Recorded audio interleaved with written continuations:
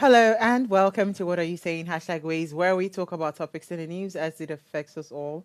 I am Usayo Mesale, and of course tonight, hey, we have the ladies Yellow Mellows in the building. Both of you decided to wear yellow. You should have just sent the memo so that I will follow in the yellow mellow. How are you ladies doing? Let me speak to Franca first. We're communicating In the the Not in spirit. spirit. That's what I was say. We're communicating in the spirit. So that Franca, you how are can tell you? that. I'm fine, thank you. Where have you been? How was your weekend? Weekend fine. Any Oh, I few had any good few time. transactions? You're always having a good time. I'm always having a good time. So I have made it very intentional to make life worth it. That works. Guess what? It's nothing big. Being around people who really, really, really appreciate you, who make you feel special. Oh, that's great. That Yeah, works. that's just That it. works. That Yeah, works. That that's it. works. Mercy. That works. Mercy was dragged by the hair. She was about to escape. I said, no, you're not going to escape this You conversation. did this one. But how are you? I'm very well, thank you. What happened today? Anything interesting?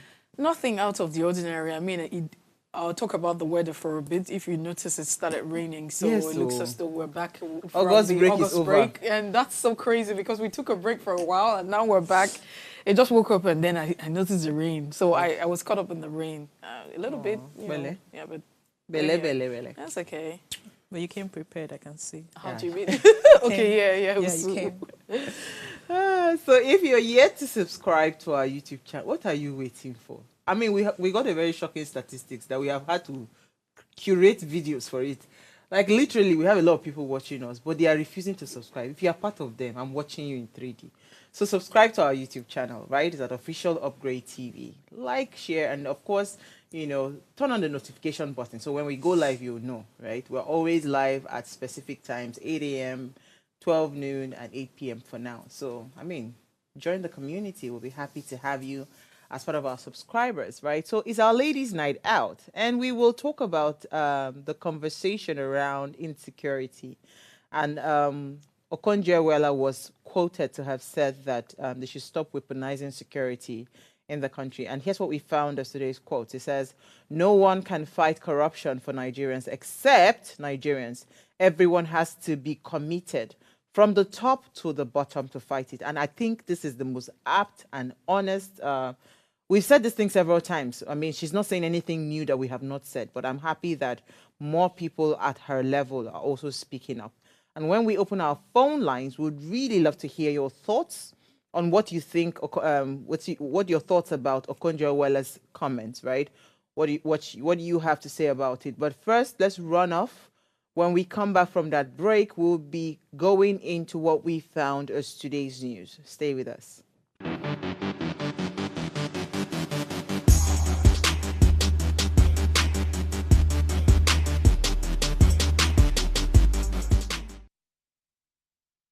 Hello, you. Yes, you. This is Usayome Sale from Ways Primetime. Now, we appreciate your continued support for watching our content, following us across all our social media. But we've noticed, for those of you watching us on YouTube, 88.5% of you who watch our content aren't subscribed to our channel. Why? Now, if you are enjoying our content, you enjoy our shows, and you want to stay updated on all things Ways, it's time to hit that subscribe button below. Now, subscribing isn't just for you. It's for the growth of our channel. It helps us get bigger and better. With your support, we can continue to bring even more intriguing and exciting content. How about you subscribing right now and being a part of our community?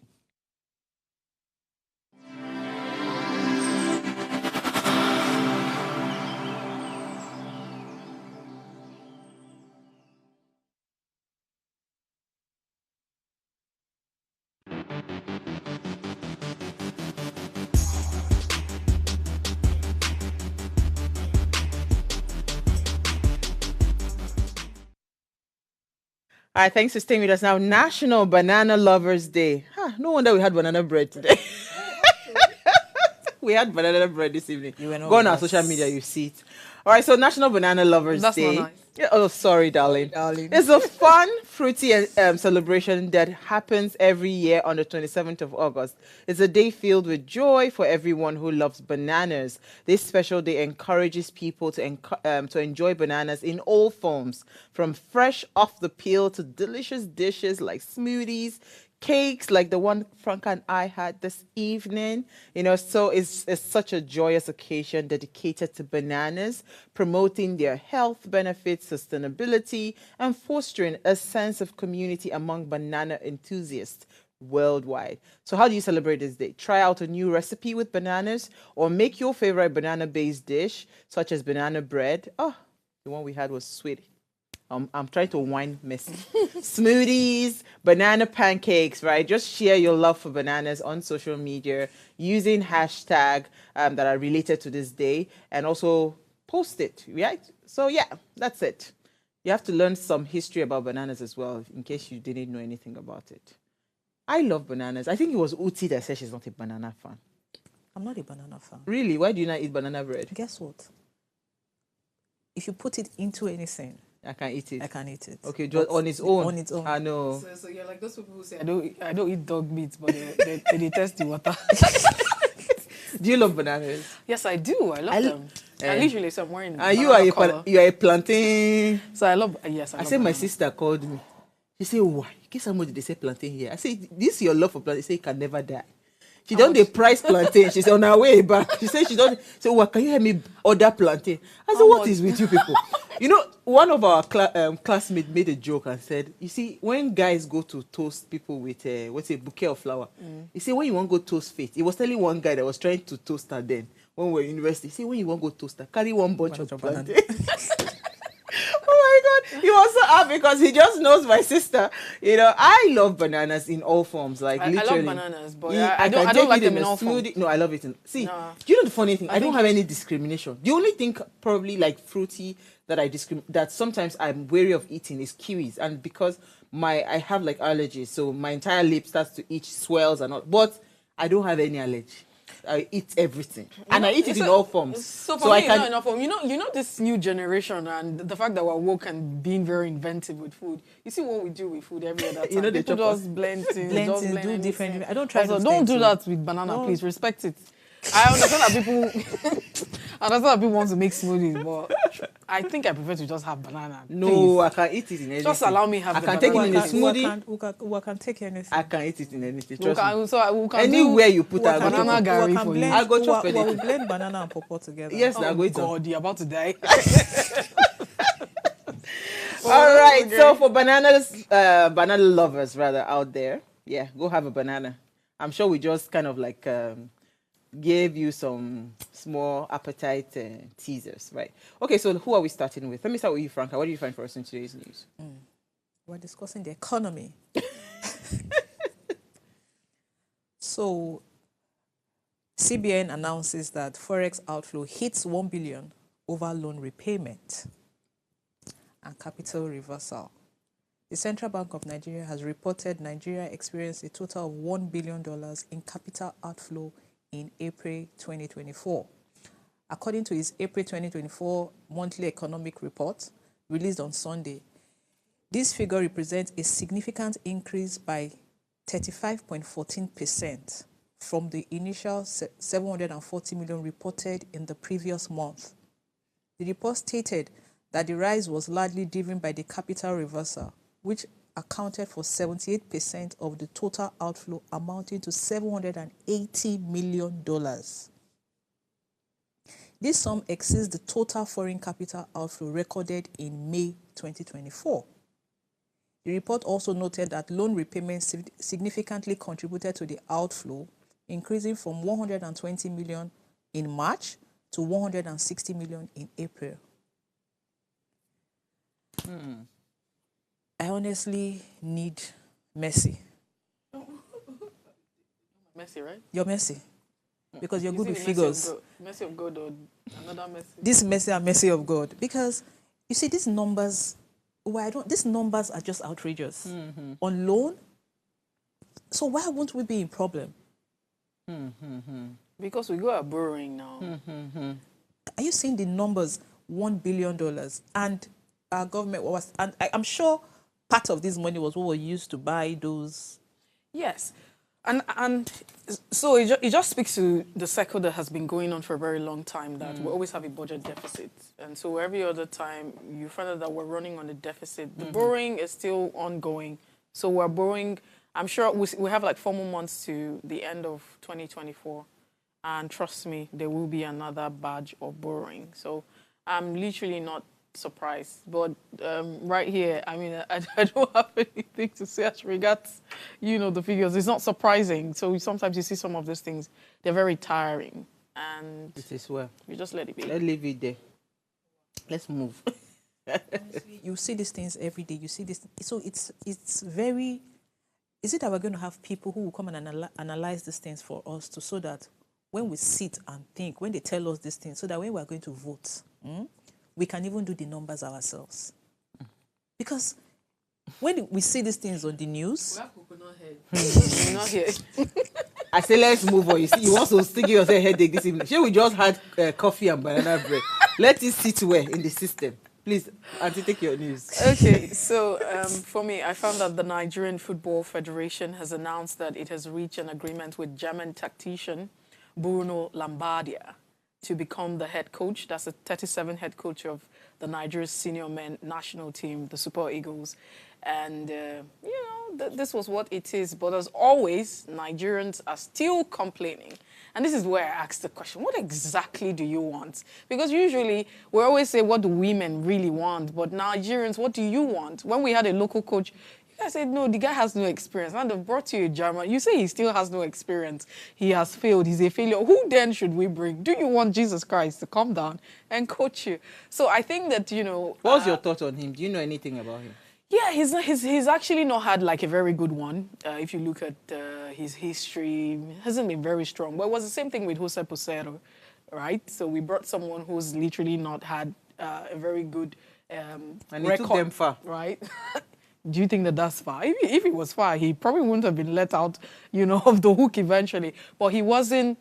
The thing is, when you experience one person and I experience another person, it could have been better. He did what he did. It could have been better. Now, the big question is when you see the Super Eagles on the field, that we always say that there's no tactics. And that's one thing that the Super Eagle team actually lacks. And that tactics is we have fantastic players, we have fantastic talent, and a lot of them have actually experienced, the international scene. So they're playing the Premier League. Lots of our players. And if you look at the African, Cup of Nations that were lost, I mean, it broke my heart really well because we had big boys. It's not about big boys. That's not. Wait, let me finish my thought. This is what I'm saying. Quickly. So we had big boys, but the thing is, why didn't we win the game?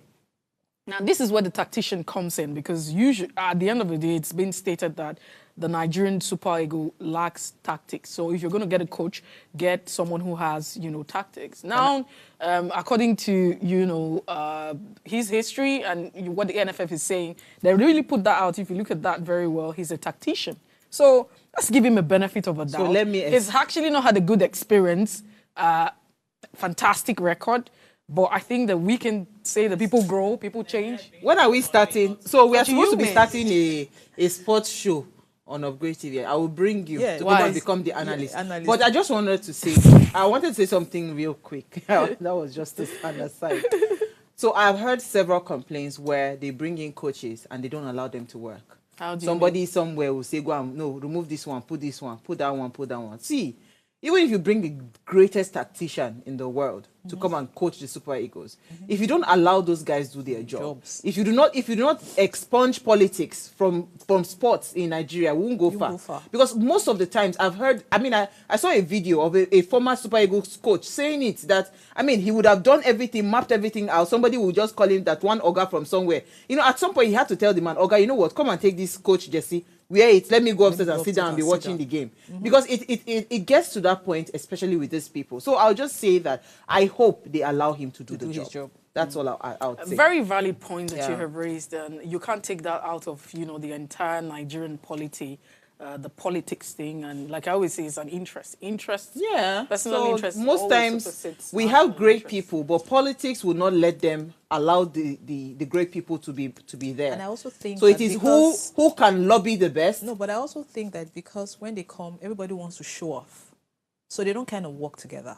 So apart from the tactician and the rest of them, there has to be They don't work as a team. And they don't work as a No, team. so if you want to also look at, it's a lot of issues. You want to say it's a lot of issues. There are different factors that will be responsible. It would be a conversation. I said we're bringing Messi to become our new sports analyst.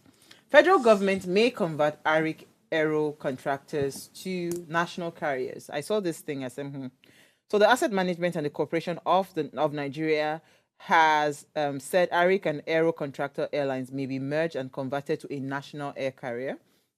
AMCON, the managing director, the managing director of, why are you laughing, of AMCON, Bengala, they stated this in an interactive session with media executives in Lagos. Now, according to him, both ARIC and Aero are owing so much money that they may not be able to pay. So he stated that the corporation presented the idea of converting them to converting ARIC and Aero contractor to the former aviation minister, but it was rejected. So hopefully they are saying that this new aviation minister, Festus Keyamo, I believe that is the new aviation minister. Yes. So maybe he would accept it. On that note, we'll take a break. I really don't have anything to say about it. I just wanted to mention it. Why are they even thinking about a national carrier? Let them focus. Focus. We'll take a break. We'll be right back.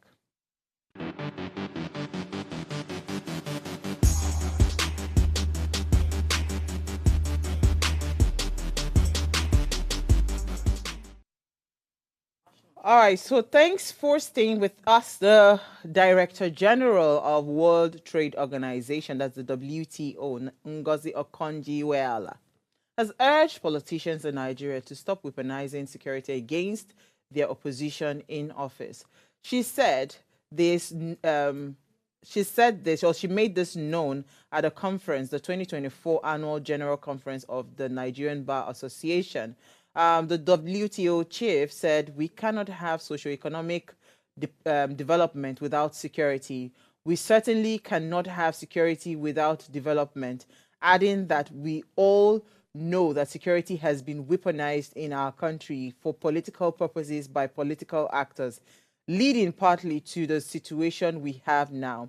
So tonight we want to have the conversation and talk about some of the key points that she had addressed and unpack the crucial issues around the security and the challenges and explore the implications of for the future of Nigerians and, of course, the future of Nigerian politics and future of our security in the country. Ladies and ladies, where do I start from? I've said these things several times. I will keep on saying for every opportunity that I get that poverty, ignorance, and what's it called? Now we're adding security to the list, has been weaponized in this country. Religion too as well. And most times, whenever I'm having a conversation around security, it brings me back to, what's his name? Sani Abacha's quote. That was quoted to have said that if insurgency lasts beyond 24 hours, right, it means that the government has a hand in it.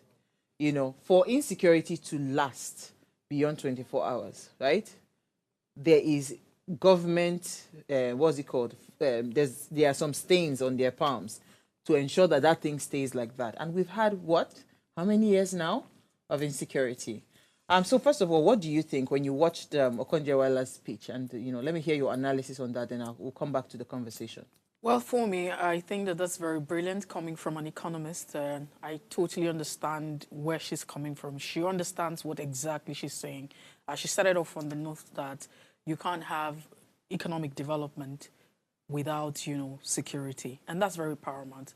We cannot even, it's very close. For instance, we know what's going on in some states that are very huge on agriculture.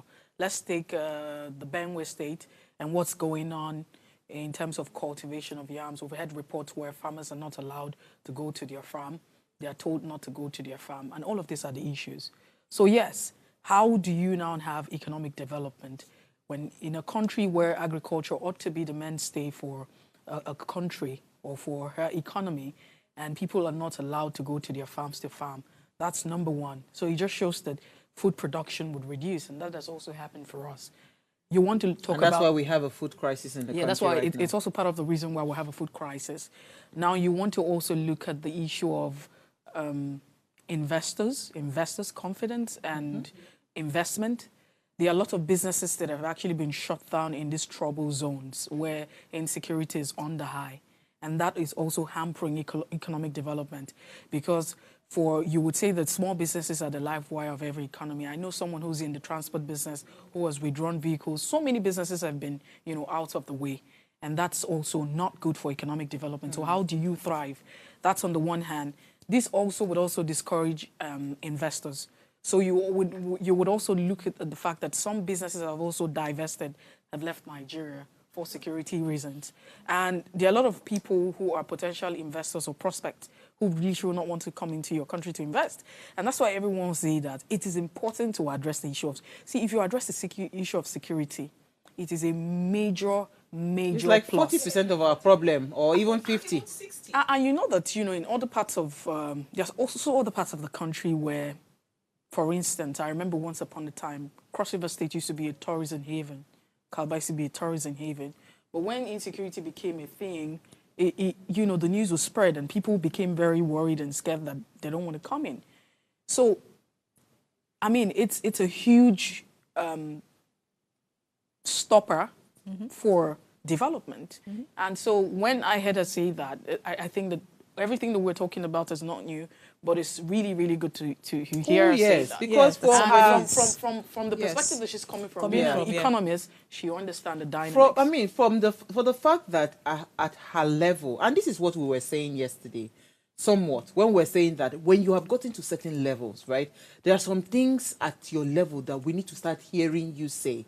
So that at least, even if we are saying it and the people in power are not receiving it, at your level, when you there are say some things you would say that would make them, okay, at least even want to listen to what you have to say. True. There's no how that they would ignore what she's saying. You understand? They can't ignore it. Not even for her status right now. They can't even ignore it. Also, it's one thing to hear a thing. It's another thing to do No. something about what you've heard. Let us even start, me, I know they like to carry too many battles at a time. Let us peel the onion layer by layer. At least let's even start from, if every leader right now that has the same, that can command the same attention as an Okonjo-Iweala, you understand, they are speaking against some of these vices that we've been facing in our country. It will make a difference, Mercy. But let me come to you, Franca. When you heard the conversation around weaponizing security in the country that Okonjo-Iweala said, what was your initial thought? What came to your mind? Okay, so when I heard her conversation, it just struck something. Growing up, I used to go to Warri. There was Shell. Warri was bubbling at that time because there was Shell Warri, even in Port Harcourt, But when kidnapping started, they started kidnapping those white guys and everything. In fact, if you go to Warri now, it's as good as, do you understand? It's not the same way it used to be. And I could just resonate with what she was saying, because so many things just stops when these things come in. You see people running away, people don't want to associate themselves with those places. So it has even taken Warri like maybe few years back, like 10, 15 years, or even 20 years backwards, So when they say this thing, in my head, when I heard it, I was like, okay, trust me. She just said it. They know. It's not something that's new. They know. So for the fact that she's saying it is because I'm sure they have murmured it, among themselves, and you know what? Let somebody just say it out because it's really, really bad. I even know Sanusi, the former CBN governor, he keeps hammering on these things. He doesn't even give... Every time he's speaking, it's about insecurity and so many other things. I want to go back to what you said about Warri. Because I remember that when kidnapping started, we were safe, Mercy. Because as far as we are not white-skinned. Yes. Do you understand? I remember clearly that time when the issues around kidnapping and the stories around kidnapping came, it was for Oyinbo people. Yeah, so once oil workers. True. Yes, that's it how was it oil started. workers. It was that oil was how workers. it started. That's what he started. So all of a sudden, I started hearing that people, especially people that come home for Christmas in Benin, started getting kidnapped. And I was wondering, when did they leave Oyinbo people to start kidnapping our own? And it was like a joke. Kidnapping started. But let us raise some of the issues she talked about, because again, it's good you're talking about worry and all of that. She talked about oil theft. She talked about, of course, issues around our national asset, right? And here I am, and I'm kind of like taking notes on how much, before I was so naive.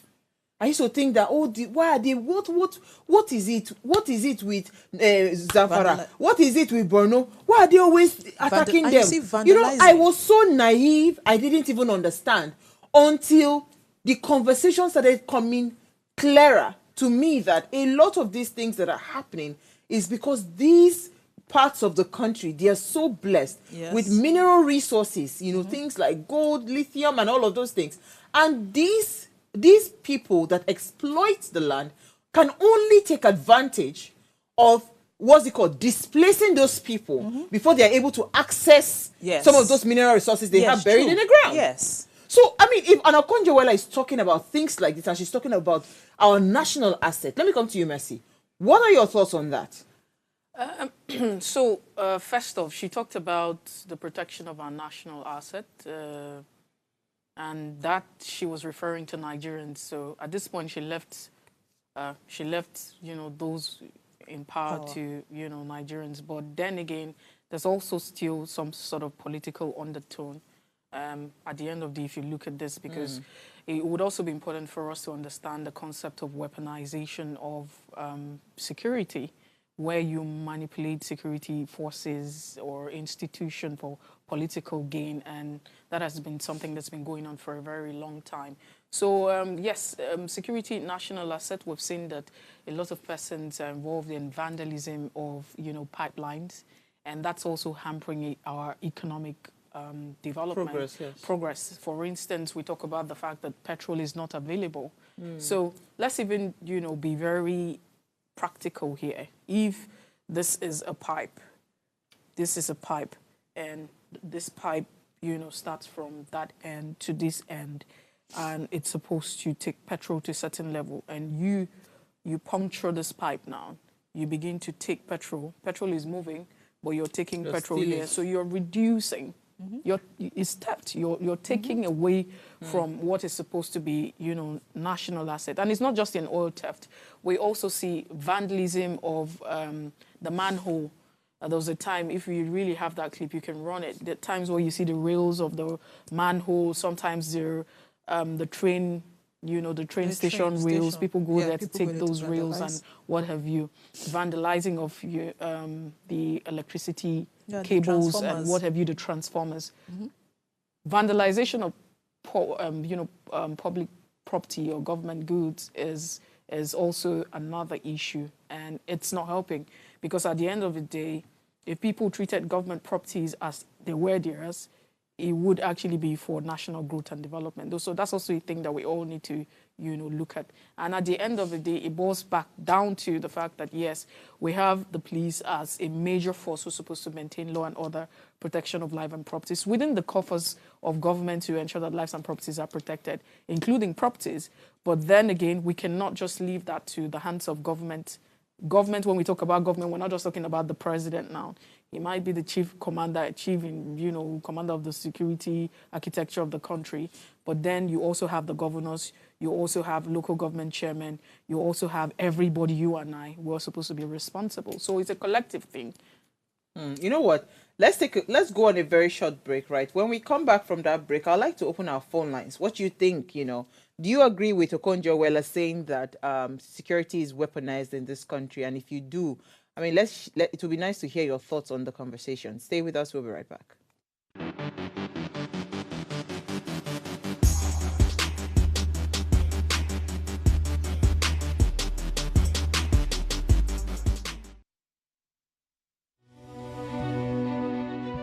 Nigeria, by extension, Africa, is faced with a lot of challenges. With the growing youth population and very little engagement. That is a ticking time bomb. We're blessed people with a diverse culture who have a lot to say. And yes, we are talking. It is important we drive conversations that informs, inspires, and influences thoughts and actions. If we say there is beauty in diversity, then Let us embrace our diverse culture. We must continue to courageously be the voice of transformation. As we are the hope for the future, Yesterday's conversation shaped today. What are you saying to shape your tomorrow? We know you have a lot to say, and we are here to hear you.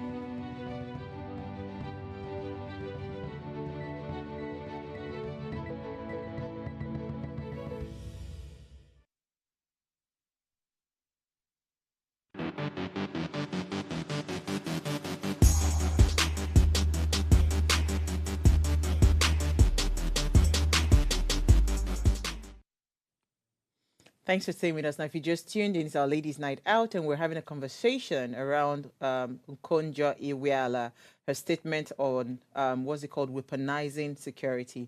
Now, please, let's hear what you have to say. Remember, you can join the conversation. Send us an SMS or WhatsApp to 081-803-84663. Our phone lines are also now open. The number to call is 07025007749 and 07014242420. Please remember, when you do call, turn off the volume of whatever device it is that you're watching us from. Okay, so ladies and ladies, I wanted to come to the conversation around, our political leaders. I mean, she made some strong. These things, Messi, they're not new to us. We know, right? We know. Just the recent resignation of the DSS chief, or whatever it is I'll call him, it got me thinking, first of all, what exactly was the guy's impact? It would be nice to know what exactly he did for the number of years that he was there. And, even the appointment of the new people, right? Is it just for the sake of, okay, I want to appoint people that are loyal to me now, or I'm actually looking out for competent people that can solve and just kill these security challenges once and for all. Now, there has been a lot of allegations around politicians saying that politicians are actually the main drivers of insecurity in the country, because it is only when there are all those security challenges that some of the kinds of funds that they can kind of like, just, how you just slip it under the budget, unnoticed and on whatever. That is the only way they can do that. Things like their security votes, things like, like there are just so many allegations around politicians. Do you want to touch on that? Then I'll come back to Franca. So, first off, like I mentioned earlier on, the weaponization of security, weaponizing security would involve manipulation of security institutions and, the forces itself. So we can see that play out very, very clear in our elections. For instance, the 2023 elections that just finished, you want to go on the 2019 elections, there are cases of suppression where we see politicians suppressing the use police officers. The 2019 election was said to have been militarized, where people were intimidated, voters are intimidated and suppressed not to vote. We've had cases and reports here, even here in Lagos, where at a polling station you have some thugs who have been asked to go cause confusion amongst voters, and the police actually aided all of that. So these are examples of weaponization of our security forces by political gladiators for their own personal gain. And then again, you want to talk about protests. We see the protests.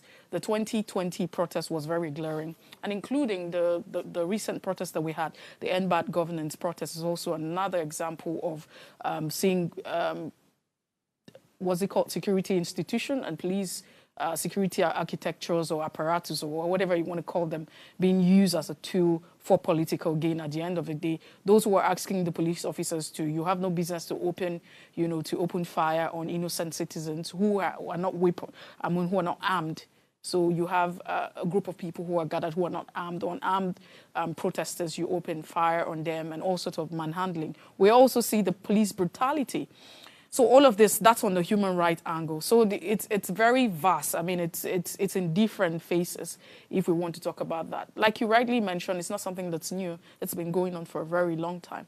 So she said it needs to stop, it needs to stop. But then we also need to understand that if we understand that we're collective, we're not individual, because at the end of the day, the people that are being used for personal gains, these police officers, there should be there's an oath that they swore, and it's to protect, the citizen. It's not for an individual. But unfortunately, we see that that always happens. Do you also want to agree with me that if you look at the issue of, what's it called again, resource control, there's been a lot of clamor for resource control. There's been a lot of calls for resource control. And over time, the conversation has been, let's get back to a system where we have the state governors controlling the security architecture. Now, one of the reasons why we haven't moved past the conversation level is for the fear of governors having control of this institution, using them for their personal gain. And that's because we can see what is actually going on. As it is, Mercy, are these people not being used already? But let me come to you, Franca. No, they are being used. That's what I'm saying. So that's why I'm saying that if you look at the conversation around having state policing, the fear, what has actually held us back as a country from moving from that point of a conversation to a point where we have each state, for instance, Lagos State, controlling their security architecture. Because the Commissioner of Lagos actually does not answer to the Governor of Lagos State. He doesn't answer to him, right?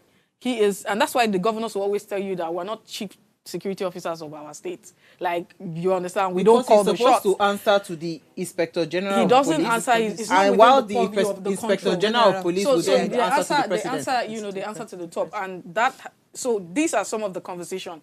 The fact that people are afraid, the conversation has been that political, pundits and what have you, analysts and those who believe in our system are afraid of the fact that political office holders, the governors would actually use this institution, will use the police for their personal gain. The point I'm making, Messi, is that whether we say we've given them the power or not, as it is right now, they're already using it. And I'm saying that I'm saying that that's for the same fear that if it is like this, the fact that they are not controlling, the police commissioner is not answerable, and yet this is going on. But let me come to you, Franca, I want to come to you because I want to understand, because when we keep on talking about this, maybe are we being fair on those governors, right? Do we think that it is okay? I mean, a governor would just outrightly say that he does not want to fix his state, or he doesn't want to do anything for the state, or make the state not. I mean, like he will intentionally allow insecurity to continue to thrive in his state just because of the things that he stands to gain. Because a lot of times we've accused these governors, right? I want to understand. Because I was listening to, I think, Olumide Akpata. He had an interview this morning. And he was saying that it is not rocket science for some of these things, right? If you really look at it to say you want to solve certain challenges that we're talking about, in terms of states and all of that, that these things are not rocket science. It just takes a willpower and for you to be able to channel the resources that you have as a state government, towards some of those challenges that you face as a state. So do you think, right, the insecurity challenges that we're facing, where would you put the bulk of the blame? Do you think these things can be addressed by state governors, or you think that it's still going to be a federal thing? Okay, so what I think is, it's a big problem because I'm going to use the NSAS issue. If you remember after the shooting, Sanwo-Olu had nothing to say. Do you remember? Because he clearly had no clue. No control. No control of anything. So at that point, would you say it's his fault? When they put you there, do you get what I'm trying to say? It's not like... So a lot of them there, I feel sometimes they actually want to work, but then their hands are tied to the back because forces from above... Which is why Mercy is saying that they don't have certain kinds of control and it is the federal level. But I don't want to believe that. I choose not to believe that. Go ahead. Let me explain something to you. You see, when people do things to solve a problem and they're not thinking of the consequences of that thing, it backfires. So when you use somebody like... How did MC Oluomo come into light? Do you understand? From nowhere. He was used for several things. And then, now he has power. And that's where this whole, using security issues to weaponize insecurity in the country. That's part of it. Because these guys were used for something, and then you can't take that power back from them. They're humans. So you know why I'm saying it's good that you brought in MT Oluomo. And this is why I'm saying that I don't believe that the governors, right, their hands are completely tied when it comes to security challenges in their states. You know why I say so? Wait, let me land. It's good you brought MT Oluomo to the conversation. Yes. The point is, when politicians, right, these governors, these same governors, when they want to run for offices, they empower these thugs. They give them, wait now, they give them weapons. Yes. They give them all sorts of things to be able to make sure that the ballot goes in their favor. Good. This is the point I'm making, that if they have the power to be able to do those things to make sure that the election turns out exactly how they want it, what makes you think that they do not have the power to also kill insecurity and all the challenges that come within their state? We cannot keep on pushing everything to the federal government. Let me tell you, the unknown gunmen, you have heard of unknown gunmen. What happened? How did those people come? Who gave them those weapons? Politicians.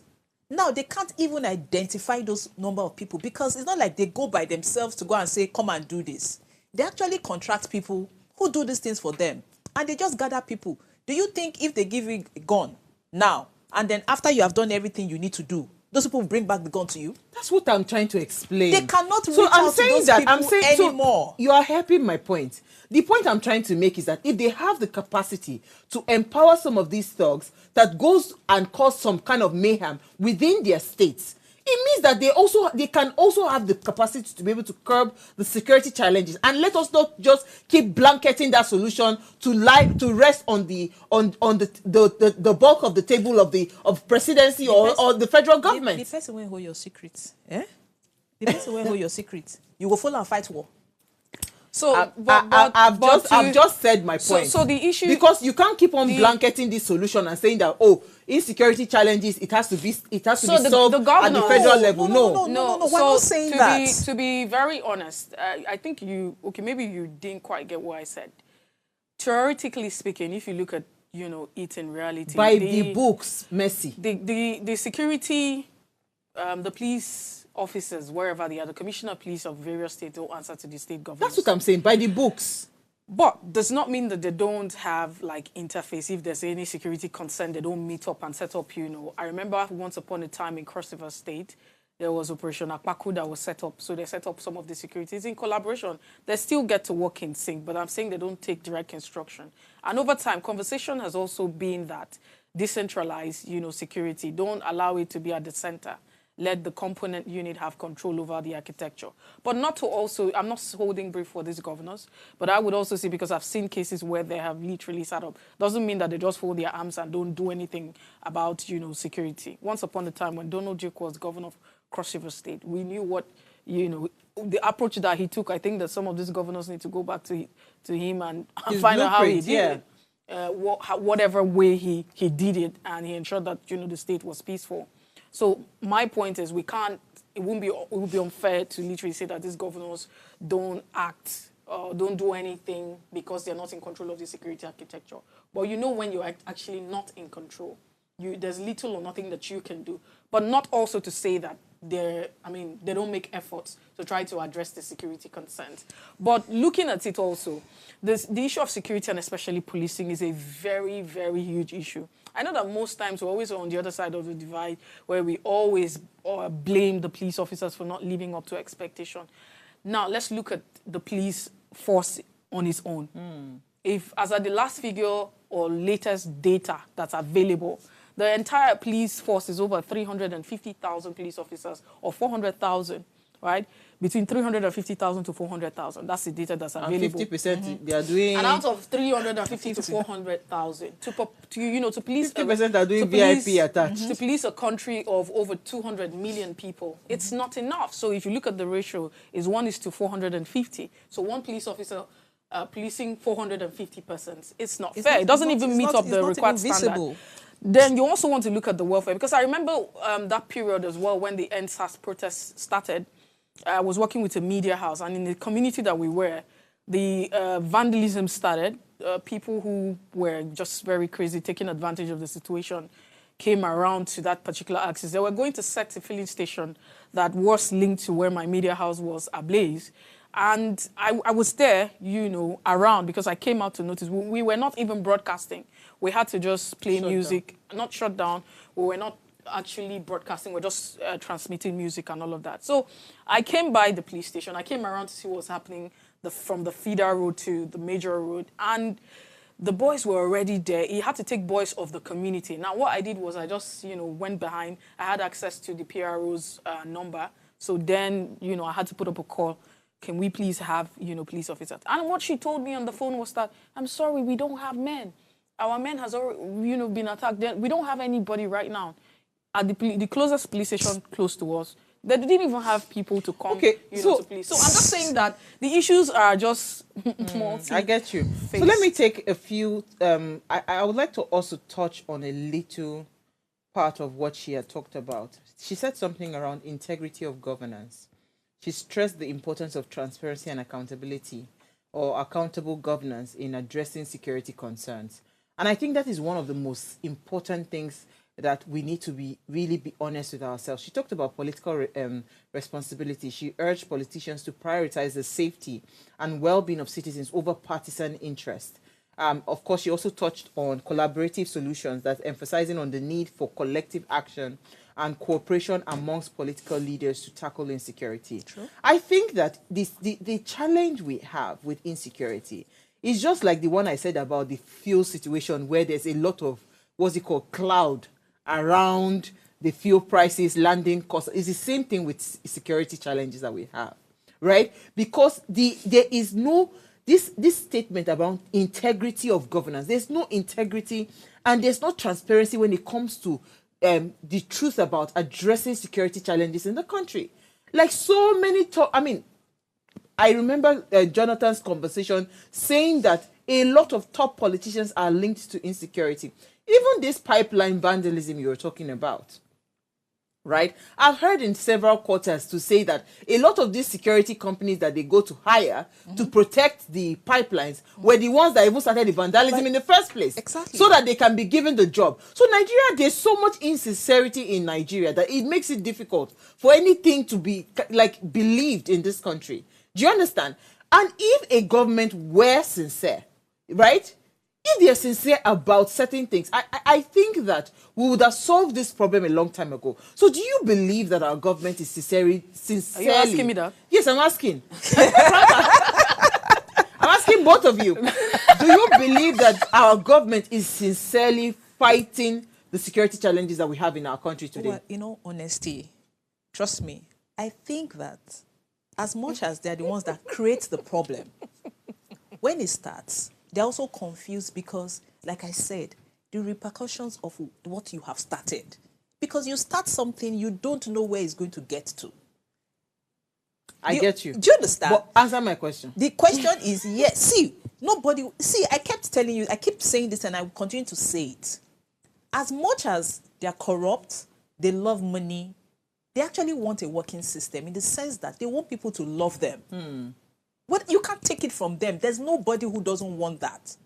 So they get in there, they try different things, it's not working. Do you understand? At the same time, they want to get money. So I personally think they're confused. Because it's so much, you're trying to get them to like you. You're trying to steal this problem, but I cannot control it. You want, see, in all honesty, Tinubu actually thought he could do something. And he doesn't have... See, when you start this thing, not only yourself you don't know the intention of the next person behind you. Everybody might just come and say, oh, we're working with you, we're doing this, you're doing that. Not lie. Okay, on that note, I think we have Loma. Good evening. Good evening, my sister. Hi, good evening, Loma. Good evening, my beautiful sister. Other people in the house. Good evening. Loma from Abia State. I want to let us know one thing. Based on the question you just asked, sincerely, we are not fighting insecurity in this country. No. What we are seeing, just like what Okonjo-Iweala have said, weapons here and there. Just check out what happened in Umuahia here in Abia State. people that always stand on the road and stop people for CMR. And they take your car, they say you should do this, you should do that. They will be there. People, armed robbers will be using keke to rob POS operators. They shot 2 people in Umaya on Sunday. It's quite unfortunate. So even I have gone in one of the radio stations there, I made my opinion that if we must fight insecurity in this country, the security apparatus of this country needs to be rejected. They need to be sincere to themselves because they are not sincere. You see, sometimes when there is no problem, when they will fire tear gas, before you know it, the thing will snowball into a very big problem. So the president should fight insecurity. In fighting it, let him look at the security apparatus of this country and know those people that are sabotaging the security of this country. And when you put in the right people there, I'm telling you, the security of this country will now come to normality. So Thank you so much. What will save this country? Thank you. Thank you. So, I mean, speaking to, sorry, Mercy, I'll come back to you. Speaking to what he said, right? And I just want to tie it up with what Franca had said earlier, that if we do not control this menace, right, it's going to bite us really hard. You see, this thing that we have built, this insecurity system or this insecure system that we have built, if it comes back to bite us, there is no stop. It will eat up every single thing. Because speaking to what Loma just said, somebody sent me a post of how the monarch, if I was asking, I hope you are safe in this your environment, because I heard that the monarch, one of the monarch's son around this our area here, I think Ikate or something, he was killed. That there was tension as armed men came, they had fired the car, made sure they shot everything inside the car, then brought him out and used machete on him. Like literally they were intentional about killing that guy.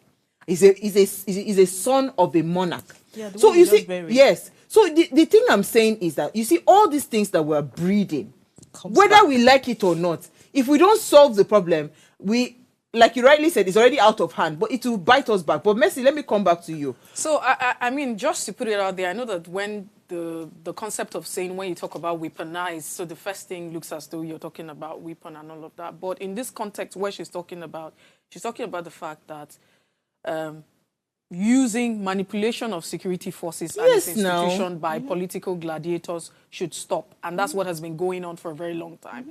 And then again, I think I forgot to mention the issue of ethnicity and, tribal conflict. You remember vividly that there's always, following in the southeast, that's Imo State and other parts where you have this issue of sit at home, the IPOP, all of that. You also see how militarized, the southeast is usually. And it got a lot of Nigerians talking about the fact that it looks like it's a sensational thing. So why is it that when you have all of this, you have so much presence of the military and the police, they are shooting, you understand, for the whatever conflict that's going on at the end of the day. And now these are typical examples of what happened. And that's not good, you understand, for national unity and prosperity. So I like what you said, that it is not about the concept of giving these people weapons. No, right? I'm not talking about the concept of giving. I'm just saying that it is when about she says about weaponizing security apparatus. It's a manipulation of security forces let me explain. It's institution for political gains. Of course. Let me explain something that, some of these things that we fail to understand. With politicians, right, as long as you are able to manipulate, I don't have to physically give you a gun in the end, because already whatever it is that I have planted in your mind have turned everything around. Yes. Do you understand? So sometimes it's not even about, so that we understand that when you say you're weaponizing something, we're not, it's just like hunger, for instance, when we say we've weaponized poverty. Poverty is weaponized in the sense that I have to sell my birthright, do you understand, for me to be able to feed. So for the fact that I cannot even think straight again because I am hungry, do you understand, you have used poverty as a tool against me. And so these things about weaponizing things, right, it is what's they called, is the trademark of a lot of politicians. Even abroad. Even abroad, they use different kinds of narratives to sell, to push an agenda. See, you just mentioned IPOP. Carlo, the same guy who started this thing, was somewhere. And they said they were fighting for the Igbos. I had a problem with that. Because you stop people from going to work on Monday. You understand? They were losing money in the East. Because vehicles could not travel. People couldn't go to work. Market women were not able to go to the market, and they were losing money.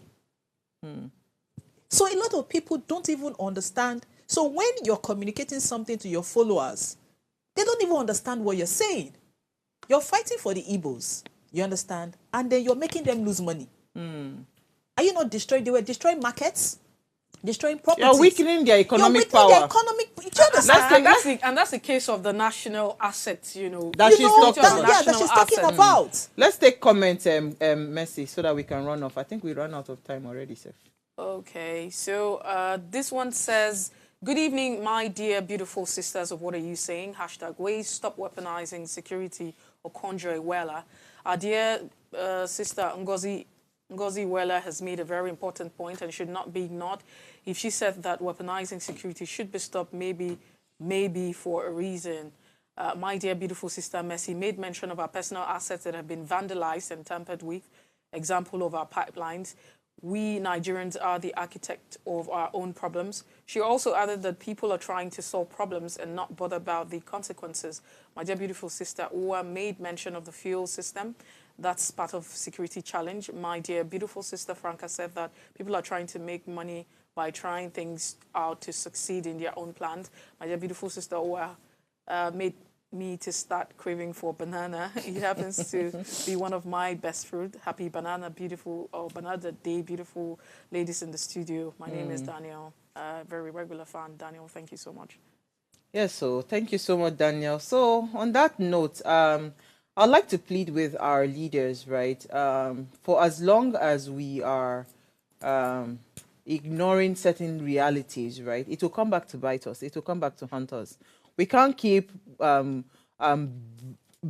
breeding, what's it called, time bombs and don't expect them to explode. Because that's what it means. If you fail to educate the child will be a weapon. Do you understand? That child will be a tool in the hand of a bad person to be able to destroy whatever it is that you're building. If you fail to feed the people, right, at any little provocation, the people will turn, and they'll turn very badly against you. If you fail to stop these issues around ethnic bigotry and all of those things, or religious divisions that comes around, it will come back to bite you. Whatever it is that you're doing, it will come back to bite you. Do you have more comments? Yes. Quickly. And this one says, in essence, weaponizing security involves turning genuine security concerns into tools of power or control, often with motivation that extend beyond mere protection. In a country where bandits are having their ways with more superior weapons than that of a national operatives, all these imperialist apologists that cannot look at the custodians of looted funds, stolen crude oil, and tell them to stop accommodating national assets in their countries. This is Raphael. And thank you so much, Raphael. Very apt. We'll see you guys tomorrow.